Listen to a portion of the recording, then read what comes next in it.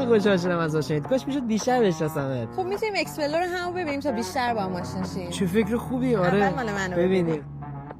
یکی از جذابیت‌های ورزش پدل اون شانس دوباره. بهترین زمان نوشیدن ماچا صبح، ناشتا یا بعد از ظهر پلو. خواب به موقع یعنی کی خوابیدن. شما همیشه تو اکسپلور چیزای آموزشی می‌بینی؟ آره من سعی میکنم وقتی که تو اینستا میگذرونم مصرف آموزش خودم کنم. حالا مال شما رو ببینیم. نه من میگم بریم، هوای ذره سردم، از سرما می‌خوریم. نه عزیزم هر کسی یه سلیقه‌ای داره، بیار ببینیم. مطمئنی؟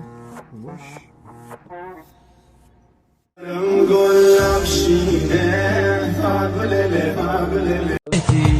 بسته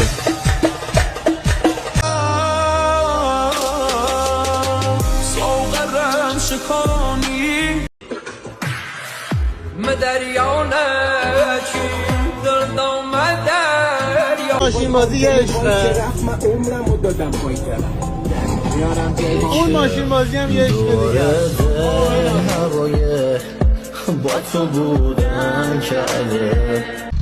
آقا یکی بیاد تو کامنت ها بگه راننده پژو چطوری راضی کنیم سمن بخره.